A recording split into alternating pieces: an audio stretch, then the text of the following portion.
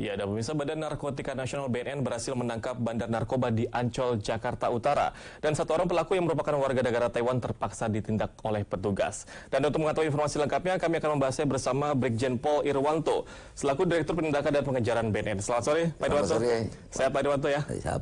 Baik. Dan pemirsa, kami juga mengajak Anda untuk berinteraksi bersama kami melalui sambungan telepon di 021-515-5111. Baik, Pak Irwanto, bisa diceritakan ke kami kronologis penyergapan ini, Pak? Jadi penyergapan kasus 51, sekian kilogram berawal dari penyidikan yang lama, prosesnya panjang, dari bulan Desember tahun 2017.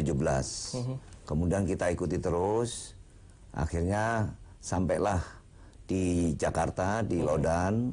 Kemudian ada info bahwa yang akan mengambil adalah 2 orang, ya, yaitu Sadikin dengan Wang Ju, warga negara Taiwan.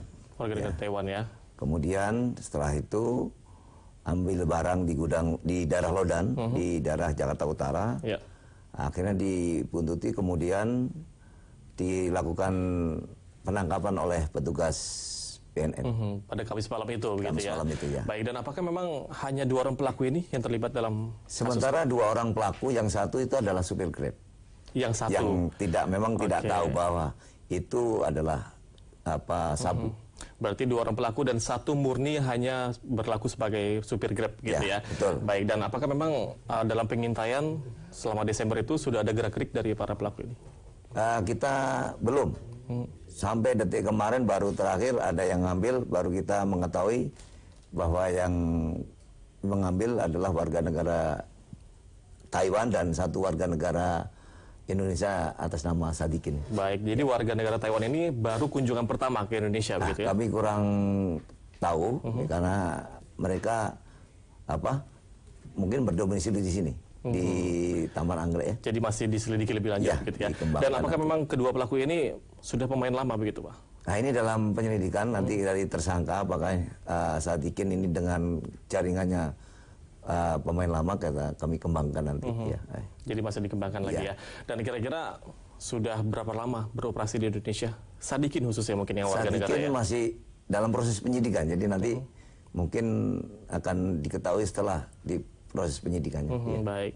Dan Wei tadi itu termasuk jaringan internasional kah atau memang hanya bermain di Taiwan sebelumnya? Mungkin jaringan internasional, ya. Masih termasuk juga gitu ya. Dan ini kan jumlah yang dibawa kurang lebih 51,4 kg sabu. Betul. Apakah untuk hitungan bandar ini termasuk cukup besar begitu, Pak? Besar sekali. Ya. Besar sekali ya. Besar sekali. Dan kira-kira kalau dinominalkan begitu, ini dalam nominal berapa rupiah, Pak? Kalau rupiah, ini kan racun ya. Jadi tidak bisa dinominalkan rupiah, ya kan? Karena uangnya kan kalau dibeli kan ditransfer dikirim ke sana. Kalau dihitung ya, kalau 1 gram membunuh 5 orang, berarti 51 ini kali 51.000 ya, kali 5. Jadi itulah anak bangsa yang akan teracuni dan akan mati. Sebanyak nanti. itu. Sebanyak gitu ya? itu ya. Baik. Ya. Dan sudah ada kerjasama pastinya dengan Bea Cukai ataupun pihak kepolisian gitu? Betul, kita bersinergi dengan manapun, karena masalah narkoba adalah masalah keseluruhan anak bangsa. Jadi BNN kerjasama bersinergi dengan Bea Cukai kali ini, ya, ini bisa menggagalkan atau menangkap narkoba sebanyak 51,4 kg. Iya, baik. Ya. Dan sebelumnya sudah ada mungkin kerjasama dengan pihak kepolisian luar begitu, karena ini jaringan internasional? Ada, kita ada dengan kepolisian Taiwan juga ada, kemudian di ASEAN juga ada. Jadi memang sudah bersinergi semua lini. Semua lini, ya. Baik. Ya. Dan kira-kira nih rencananya sebenarnya Pak ini akan disebarkan ke wilayah mana aja sih, Pak? Saya kira mungkin tujuan utama di Jakarta ya, karena Jakarta kan pangsa pasar yang besar, nomor 1. Dan bisa diceritakan awalnya dari Taiwan apa langsung masuk ke Jakarta kah atau melalui wilayah lain? Jadi barang ini dari Taiwan digeser ke Surabaya, kemudian didorong ke Jakarta. Melalui bandara. Bandara Juanda, ya? kemudian digeser melalui darat ke Jakarta. Baik, dan kira-kira ini kan sudah pelaku sudah diketahui begitu ya. Kira-kira langkah penangkapan selanjutnya akan dilakukan? Kita kembangkan nanti di dalam proses penyidikannya. Jadi masih dalam penyelidikan lebih lanjut lagi ya. Dan kira-kira pasal yang dikenakan, Pak Irwanto? Ya nanti penyidik yang yang akan menentukan pasalnya itu. Baik, dan mereka ataupun si Hui ini ya, pelaku yang ditembak mati, melakukan perlawanan ketika berada di pada waktu pengembangan, pada waktu ditangkap juga melakukan perlawanan, kemudian dilumpuhkan sama anggota dan dilakukan tindakan keras. Karena kalau kita lihat di media, ketika itu pelaku mencoba untuk melarikan diri dan menyemplungkan diri gitu ke kali ya Pak ya. Kali. Dan ada pengejaran sebelum apa memang? Ada dikejar sama rekan-rekan dari Bea Cukai dan tim BNN. Baik, Pak Irwanto tahan dulu komentarnya karena kami harus jeda sejenak. Tetap bersama kami di Ada Berita Petang. Ya, terima kasih Anda masih bersama kami di Ada Berita Petang. Dan pemirsa, sekali lagi kami juga mengajak Anda untuk bergabung bersama kami melalui sambungan telepon di 021-515-5111. Baik Pak Irwanto, ini bisa diceritakan apakah memang sudah ada mappingnya gitu Pak, antara Sadikin ataupun Huang Zhou ini selaku atau berlaku sebagai apa ini? Mungkin ini Huang Zhou ya bisa dikatakan sebagai distributor, atau kalau Sadikin mungkin juga bisa juga sebagai orang Indonesia sebagai distributor juga, sehingga nanti mereka yang akan menyebarkan atau mendistribusikan kemana pasar yang akan diinginkan untuk didorong barang tersebut. Ya. Jadi memang masih diselidiki juga begitu ya mengenai peran masing-masing. Dan kalau kita lihat bersama tadi di tayangan juga ada dua buah koper ya Pak ya. Itu berarti penyelundupan mereka menggunakan koper?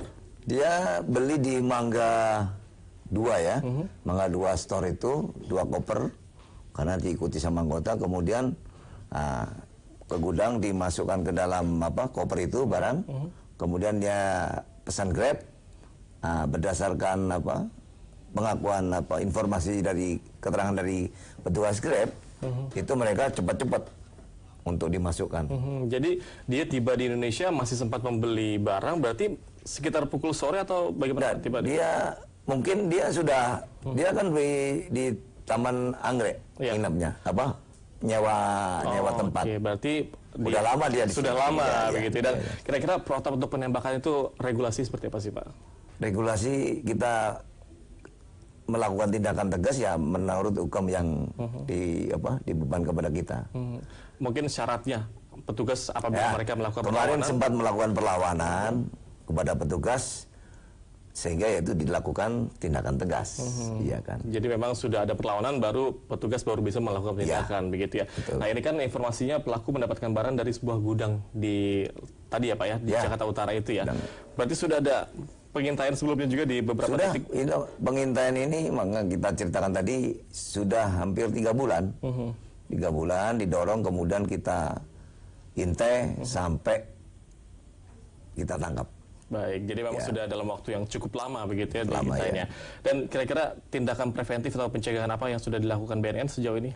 Di BNN ada deputi pencegahan yang tugasnya adalah yaitu mencegah bagaimana para anak bangsa ini tidak tergiur dengan dengan narkoba, karena peredaran narkoba sekarang sangat luar biasa dan modusnya macam-macamnya juga banyak sehingga perlu diadakan pencegahan. Modusnya makin inovatif begitu ya. Inovatif. Baik, kami harus menyapa dulu pemirsa di rumah. Selamat sore. Halo, selamat sore.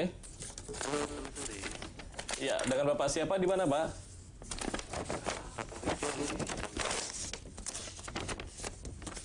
Ya, halo. Iya, baik, kenapa yang terputus ini Pak? Pak, ini kan kira-kira sasarannya itu bisa dikatakan masih remaja. Apa memang remaja ini umur-umur yang memang dituju begitu? Dengan sekarang dengan adanya bandar ini kan meregenerasi terhadap anak bangsa yang usianya usia dini sekarang. Nggak remaja lagi, mungkin usia 7 tahun udah ada. Dengan bentuk-bentuk seperti permen. Usia 7 tahun. Baik. Udah ada. Jadi dengan mereka diberikan secara cuma-cuma Padahal itu nanti akan ketagihan kan mereka, sehingga mereka akan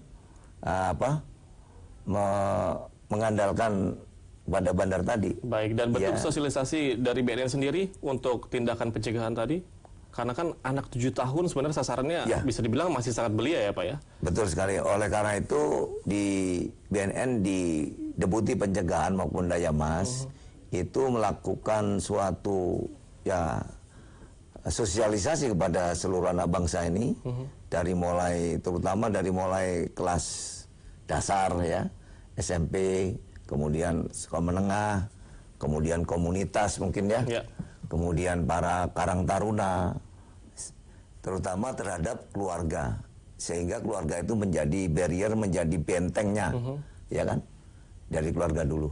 Baik. Dan ini nampaknya kita sudah pernah melakukan hukuman mati waktu itu ke warga negara asing juga. Dan apakah memang itu belum membuat warga negara asing jera begitu Pak?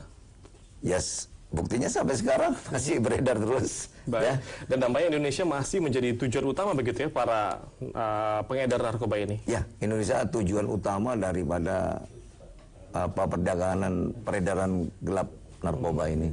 Karena memang garis pantainya luar biasa, panjang, kemudian wilayahnya yang luas, kemudian pulaunya banyak. Ini. Baik, dan ini kan bisa dikatakan 51 kg sabu, bisa dikatakan bandar. Bisa termasuk dalam golongan bandar ini dalam jumlah berapa sebenarnya itu Pak? Bisa digolongkan? Mungkin kalau dia sekilo bisa dijadikan bandar ya kan. Jadi tidak selalu harus jumlah yang besar begitu ya. Besar, Baik, dan ini imbauan dari Presiden Joko Widodo pun sebagai kita memerangi narkoba ini sebagai musuh utama begitu ya. Betul, karena kan Presiden kita juga sudah mendeklar bahwa darurat narkoba.